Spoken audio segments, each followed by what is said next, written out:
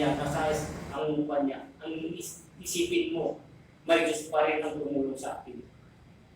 Gagamitin tayo ng Diyos. Tayo malapit sa Diyos. Baka hindi lang ikaw, lahat tayo anak ng Diyos. Kung sino man ang tumawag sa Kanya, may gagamitin siya at tumapit. Pray lang. Huwag ka magusga muna. Pray lang. Baka siya na binigyan ng Diyos para sa akin, para siya, ako ay magdadali. Hindi ako nagpadali ng Diyos. Wala ka sa akin. Ha? Wala ka sa akin. Alam mo, sakit mo, sakit. Isang ibon mo, break-on mo.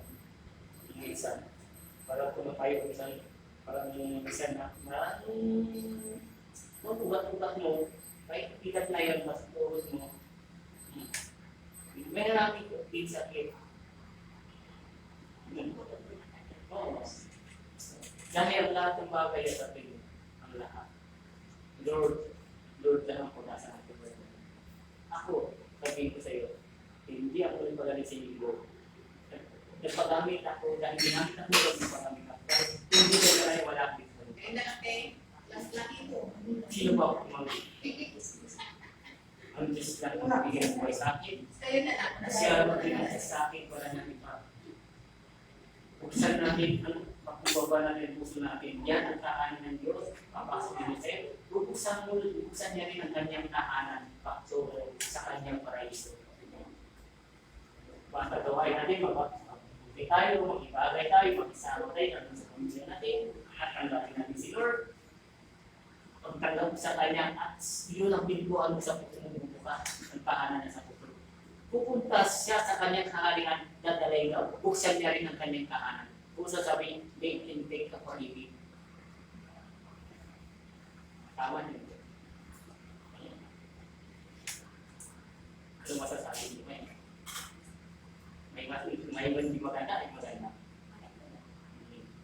Also, faith, kawawa, pagtulay ng pag-ibig, at sino man lalapit sa inyo, isipin mo, ay si Lord na ito ang nagpus sa kanya. At ako ay pagalingin. Kung wala ng iba ang lalapit, hindi si Lord na lang ang pag-asa natin. Siya nagbigay ng buhay, siya rin ang tutuwa ng buhay. Siya ang nagbigay ng liwanag, lakas ng liwanag ng puso mo, wag sa mo ang liwanag yan, yun ang tunay na tahanan ng Diyos.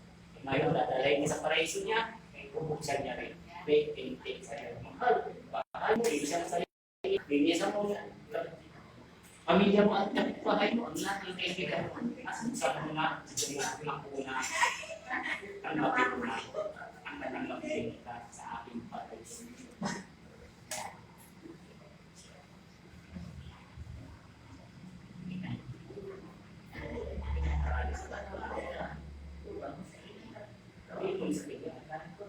Isipin mo ay si Lord at magpagaling sa iyo ngayon.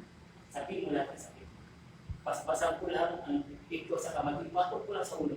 Sabihin mo lahat ang sakit. Ngayon, pagpatong ko, tatanggal mo ng kamay ko, hanapin mo sakit mo. Sa pangalan ni Jesus, walang simple. Sa puso mo, pasok mo si Jesus, ang liwanag ay siya ang liwanag ng aking buhay. At liwanag ng aking kahasan.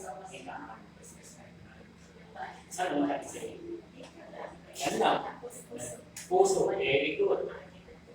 Ito ano yung gano'n? Ito. Kasana lang. Lawan rin.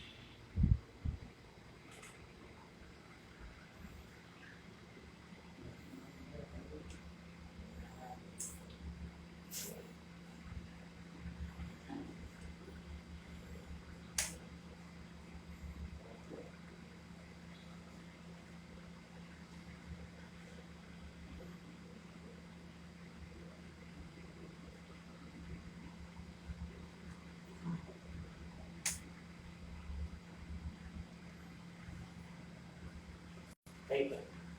Lamig ka. Dalawa-lamig pa mo. O, di yan lang natin kung basta.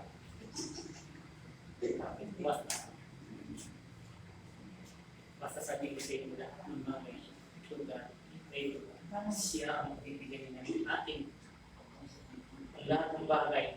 Si Lord lang ang siya, ang tunay sa galingan. Wala naman sino man mas mainit pa sa kanya. Gusto tayo magmumukha, buksan natin kung sa natin ang tahanan ng Diyos. Tinanggap mo siya, tanggap ka pa rin sa paraiso niya.